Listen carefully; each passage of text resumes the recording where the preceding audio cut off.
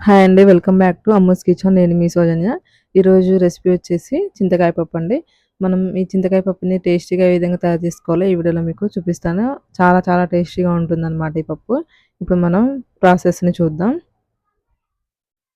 ముందుగా మనం కుక్కర్‌ని తీసుకొని అందులో ఒక కప్పు వరకు కందిపప్పుని వేసుకోవాలి. వేసుకొని అందులో వాటర్ పోసుకొని ఒక 2 టైమ్స్ శుభ్రంగా కడగాలి పప్పుని.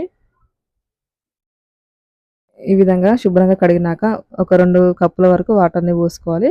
ఒక కప్పు పప్పుని తీసుకున్నాం కాబట్టి 2 కప్పుల వరకు వాటర్‌ని పోసుకొని, ఒక హాఫ్ స్పూన్ పసుపు వేసుకొని, కుక్కర్ మూత పెట్టుకొని లో టు మీడియం ఫ్లేమ్‌లో ఒక 3 విజిల్లు వచ్చేంత వరకు ఉడికించుకోవాలి పప్పుని.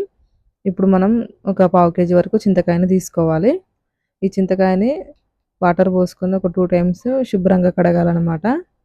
ఈ విధంగా చింతకాయని రుద్దుకుంటూ అందులో డస్ట్ మొత్తం పోయే వరకు 2 టైమ్స్ శుభ్రంగా కడిగి స్టవ్ మీద ఒక గిన్నె పెట్టుకొని అందులో చింతకాయని వేసుకోవాలి.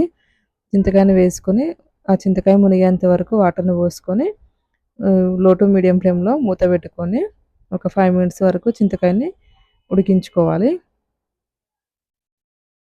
ఒక 5 మినిట్స్ తర్వాతకి మూత తీసి మనకి చింతకాయ ఉడికిందో లేదో చూద్దాం. చింతకాయ ఉడికిపోయిందండి. ఒకసారి చెక్ చేసుకుందాం. ఇప్పుడు స్టవ్ ఆఫ్ చేసుకొని ఈ చింతకాయని పూర్తిగా చల్లారబెట్టుకోవాలి.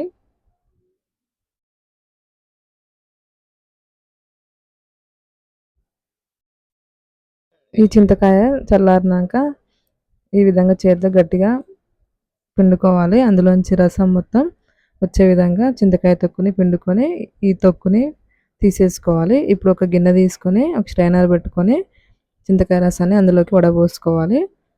మనకి తొక్కు అనేది రాకుండా ఉంటుంది ఈ విధంగా వడబోసుకోవడం వల్ల. ఇప్పుడు ఈ చింతకాయ రసాన్ని మనకి పప్పు కూడా ఉడికిపోయింది. పప్పును ఒకసారి గరిటెతో మెదుపుకోవాలి. ఈ విధంగా ఒకసారి మెదుపుకున్నాక చింతకాయ రసాన్ని అందులో పోసుకోవాలి. పోసుకొని మొత్తం ఒకసారి కలుపుకోవాలి.